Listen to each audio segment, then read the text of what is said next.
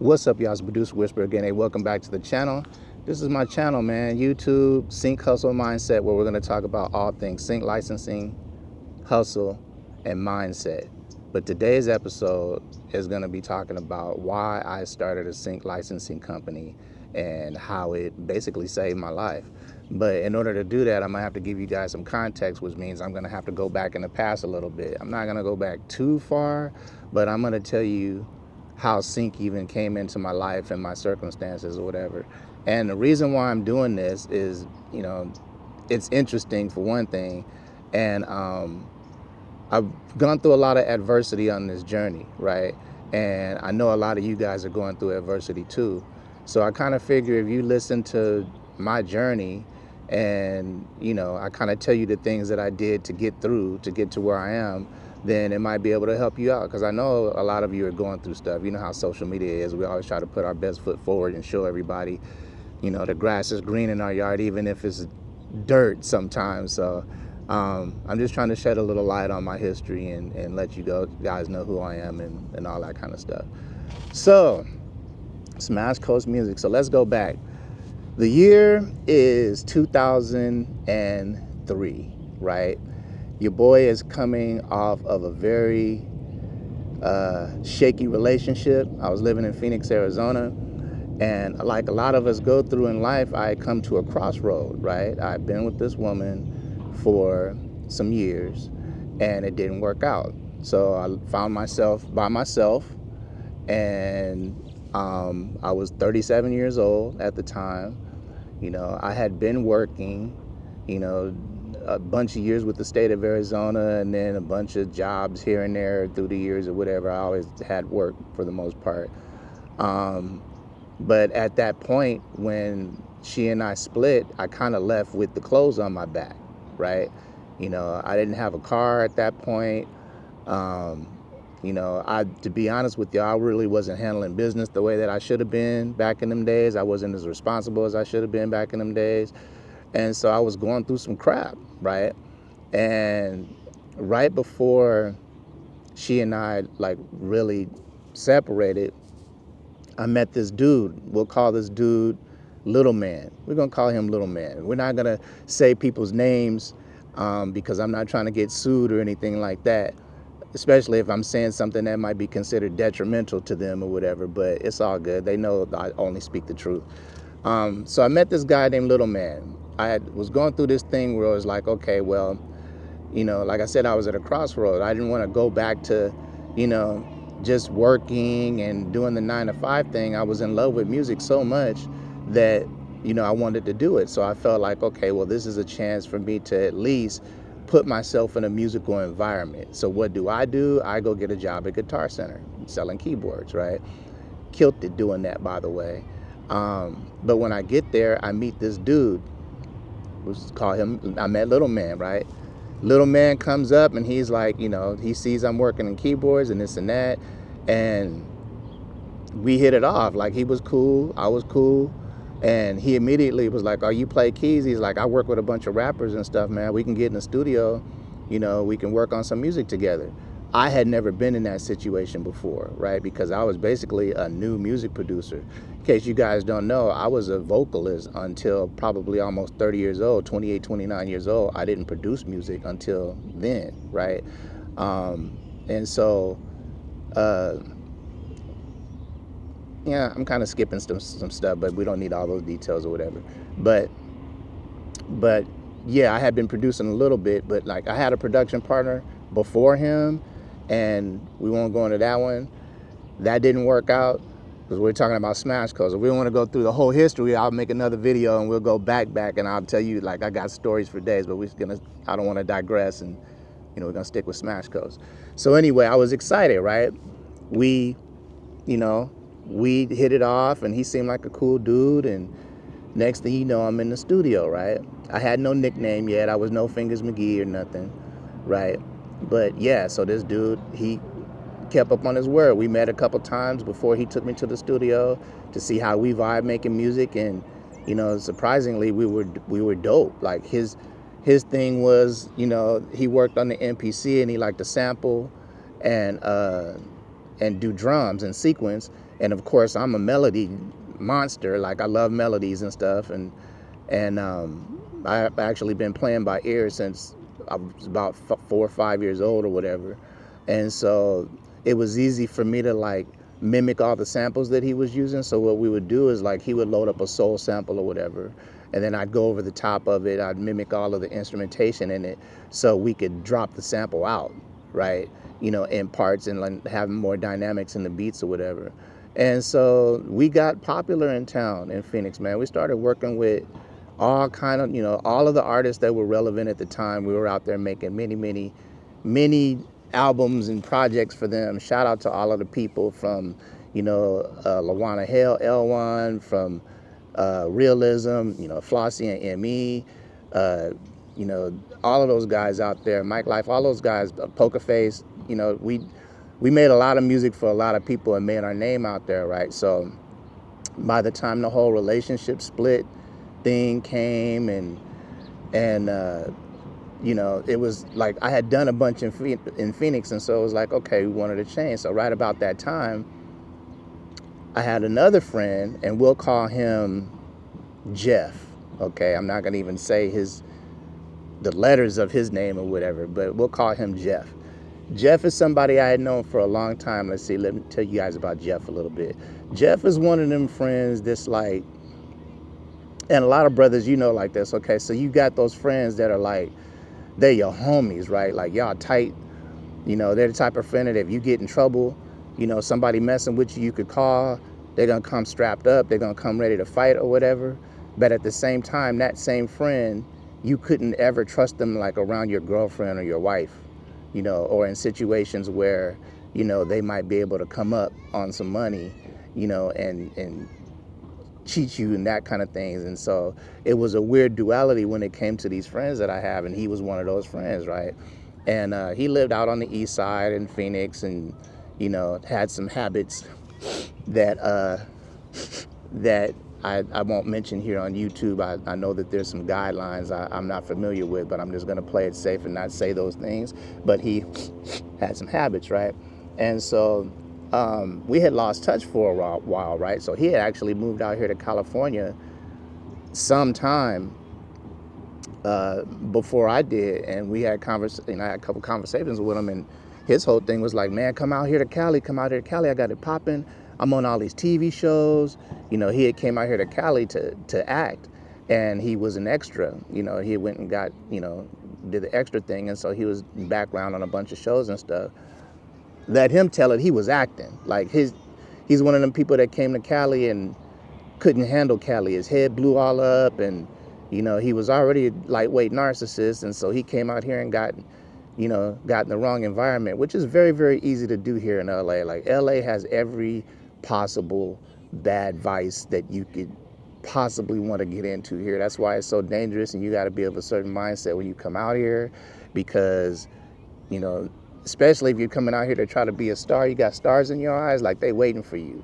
They waiting for you out here. So, but I digress. But anyway, so we meet this, you know, I talked to my homie Jeff, Jeff, and he's like, come out here, man. I got it popping. You know, you and Little Man can stay with me. You know, I got it popping out here. I know people and this and that, right? So I was like, bet, this is the situation that I've been kind of waiting for. I didn't really have nothing. You know, I had pretty much lost everything in that relationship. And so I was like, okay, let me get the hell out of here. So we come out here to LA, right? Me and Little Dude, right? We go to stay with Jeff, okay? We immediately notice Jeff is like totally on one out here. Jeff is, let's see, what can I say on here that's like, won't get me like flagged or whatever. So let's say flour, right? Jeff was rolling around with us with enough flour to cook a bunch of cakes and get us in a bunch of trouble, put it that way. And he was always indulging in the flour, and there was a bunch of stuff, stealing money from us, a bunch of stuff, lying about a bunch of stuff. So he takes us to this party, You know what? I'm not even going to get into the party. You can hit me in the comments if you want me to talk about this party, but it was a Hollywood party that we had no business going to. Me and Little Dude and a couple other friends that we had, whatever, uh, had no business at this party. That party let me know where Jeff's head was out here, like really.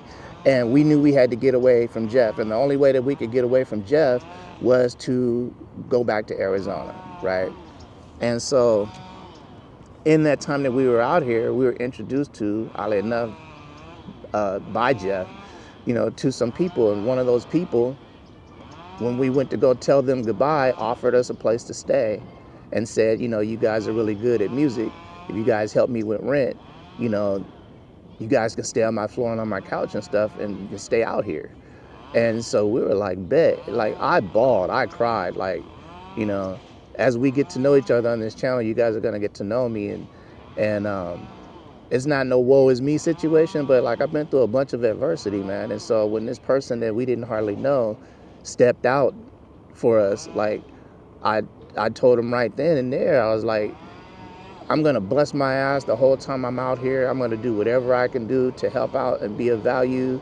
And I'm going to get to where I'm going because, you stepping out, for us to do that, right? And so I did that. I started working every odd job. I worked at a doggy daycare for damn near 2 years. So shout out to everybody out there that's dog people. If you need somebody that is an expert in dog obedience training and puppy training, it's your boy right here. Like, I was a dog bather. That was my job. I was a bather there. And then I was so good with the dogs, they eventually let me start, being in the pen with the dogs and training the dogs. And look at me, I'm digressing again. I love dogs. Let me get back to the Smash Coast thing. But anyway, I worked a bunch of jobs, right? I was so appreciative of somebody stepping out for us that I did whatever I had to do. Now, in the meantime, Little Man came out here and totally started showing his ass out here. And I hope I could say that and be cool. But Little Man in Phoenix was the type of guy who always, he seemed like a cool dude, but then at the same time, he always like stirred up trouble with people. He always had these enemies in town and that kind of thing. And he was raised good. I know his mom and his family and stuff like that. He wasn't raised in like a hood type element or whatever. It was, she made sure that she provided and all that kind of thing. But like a lot of people in those situations, they choose to hang around and be around elements that they're not naturally supposed to be in. And so, yeah, when I met him, yeah, he was like, when I went to the studio with him the first time, it was all street dudes in there, and no disrespect, like they I love all of them, like, but like these dudes get down, and that's all I'll say. They get down how they get down, and they survive how they survive, and as a matter of fact, the first night in the studio, the dude that gave me my name, Fingers McGee, his name was Black, shout out to Black, he got deceased the night that I met him. The night we had a studio session, he saw me playing keys and stuff, and he was like, man, they'll call you Fingers. And everybody in the street started calling me Fingers from that point.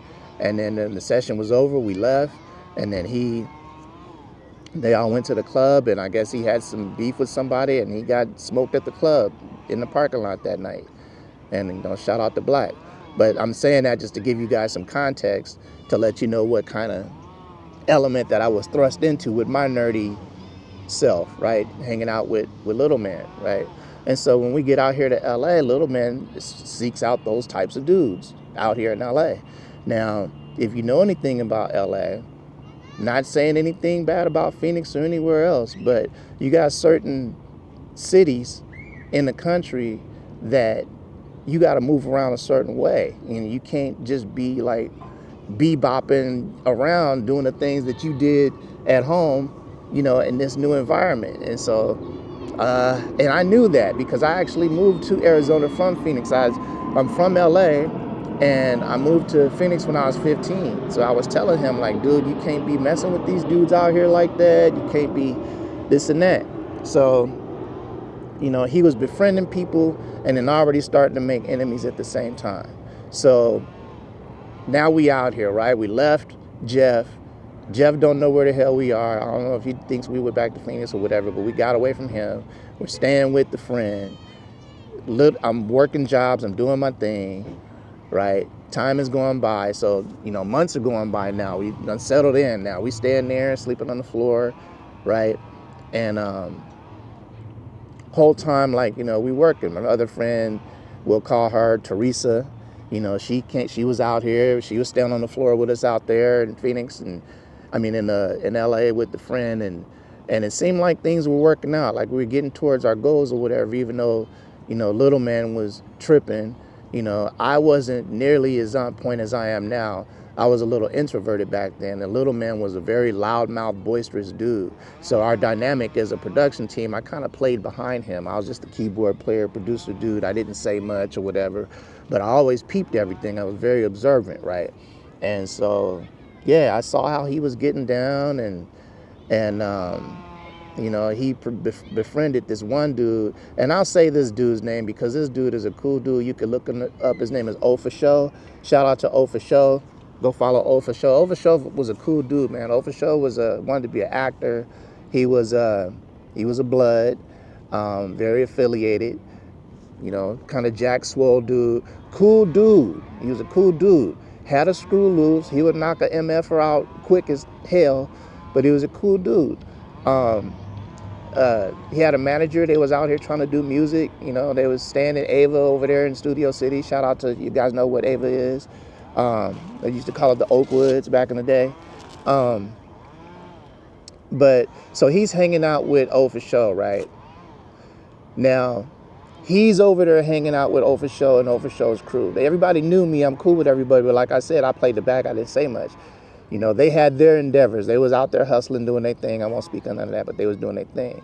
Meanwhile, whole time, little dude is messing with O for Show's baby mama. And they just had a kid. Little girl, beautiful, like gorgeous. Baby mama fine as hell. Baby fine as hell. They had their situations, but he loved his baby mama and his girl. Like, they was arguing and this and that, had they problems. And little man and O for Show was so close that O for Show would actually ask little man, hey man, could you talk some sense into her for me, type stuff. And boy, why did he do that? Why did he do that? Little man slept right in there, snuck right in there, and started messing with O for Show's woman. So now when O for Show is getting hip to this, now keep in mind, I'm not around like that. I'm around every once in a while. Now, as I'm peeping from the outside, I'm like, God damn, excuse my language. Shit. I'm casually profane sometimes, so y'all don't mind me. It's a little chilly out here, so don't mind me too. So little dude is now on O's radar. O's gonna kill this dude, like for real. He's gonna unalive this guy. Is that what you're supposed to say on YouTube? All right, so I'll learn. He's gonna unalive this guy, right? And so he doesn't realize this. Little man doesn't realize this yet. And one day, O calls me. Where's little dude? He ain't been coming around. I know he's messing with my baby mama. I'm gonna do this and this and whoop, whoop, whoop. And if you don't tell me where he is, I'm gonna F you up. So if anybody knows me, I'm not one to be threatened like that. And so I immediately snapped on O and was like, if you feeling froggy, jump. You know where I am. Come over. We didn't live that far. So he was like, bet. So we was gonna go. So I literally hung my phone up and went out on the porch of the building, out in front of my building, and was waiting for him to pull up. And he ended up calling me back and apologizing. I'm sorry, OG, I'm tripping.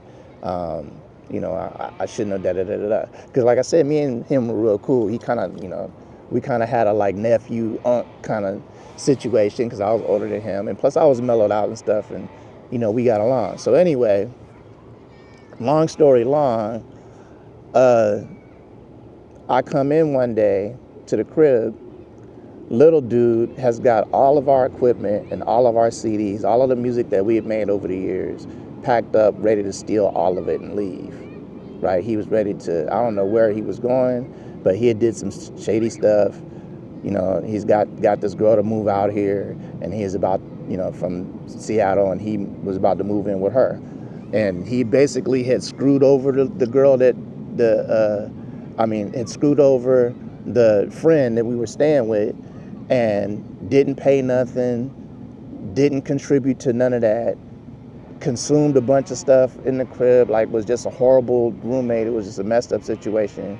And it was messed up. He was just an a-hole, like the whole thing. Like it was messed up for me to even be friends with this dude. His character just sucked, to be real with you. And so yeah, I walk in, he's sitting there like with his bags packed, all of our equipment, MPC, keyboards, all that stuff packed up, all of our CD-ROM, CDs and all that stuff packed up. He wasn't even gonna leave me any of my own beats to listen to, right? So I walk in, I'm like, what the hell is going on? What you doing? He immediately gonna try to flip it on me, talking about, you cool with those dudes that are trying to kill me. And so I snapped again. I'm like, you know, MFer, like, your character is horrible. You over there trying to do something to this dude and bring me into some stuff, expecting me to take up for you because you walking around here with all of this messed up character. I'm trying to like be cool and not cuss on the camera and stuff right now. But, you know, just to be real with you, I wanted to hurt the dude. I was so hurt that my character was being questioned, like I'm doing something wrong or whatever. And then I was pissed off because like, you really trying to steal this stuff or whatever. And my blood was boiling. So in my mind, I'm thinking jump on the dude, right? At that moment, my homie Chuck, I miss you, Chuck.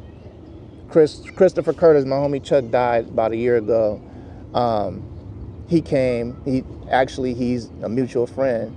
He popped over because little dude had called him to give him a ride to wherever he was going. So when he came and knocked on the door, that was like right at the moment I was about to jump on little dude and put a hurting on him.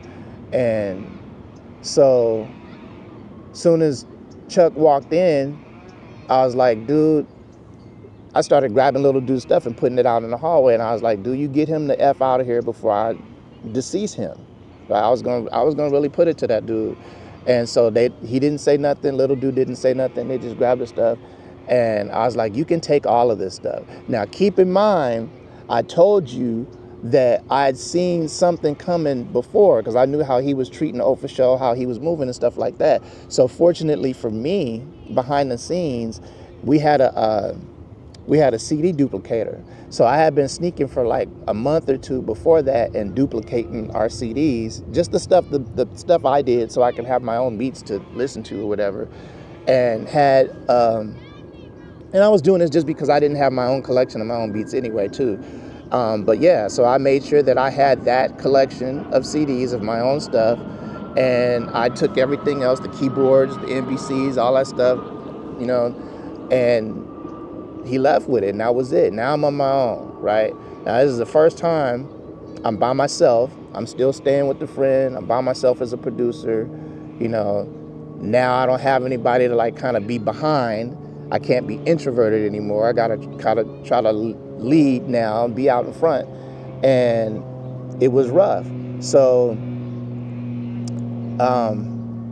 Chris Curtis, my homie Chuck, he hits me one day, not too long after that, right? And he was like, well, it was about the same time. You know what? I'm messing up timelines because the whole sync thing, let me go back a little bit. I'm sorry, y'all. The whole sync thing happened. I came on my radar right before dude left, right? Right in those last days before this whole incident, probably like a month or so before this whole incident, Chuck calls and he's like, hey, my cousin in Atlanta wants to talk to you, right? So this is Peso. What's up? Shout out to Peso, Anthony Walton, Icebreakers Water. So I talked to Peso. Peso's like, hey, you know, what's up? I get introduced to him. And he's like, man, I met this dude out here who is going to be coming to California, and he gets music on TV and stuff. And I told him about you guys out there, and he wants to meet you when he comes out there. So I was like, all right, bet. So dude comes out here, right? Me and little man go to the meeting, right? Once dude runs down how sync is, and he says, yeah, you got, basically in a nutshell, he said, you guys are going to have to do a bunch of beats, and you're not going to get no money for about a year, 9 months to a year for your first royalty check. Little dude checked out. He didn't want to be bothered with it, right? And so, um, let me look at the time here. Oh, we 24 minutes. Okay, so we're gonna do a part 2 and a part 3 and a part 4, right? Right. So let me know in the comments if you guys are looking for part 2, and we'll get to part 2. But I'll go another 5 minutes or so.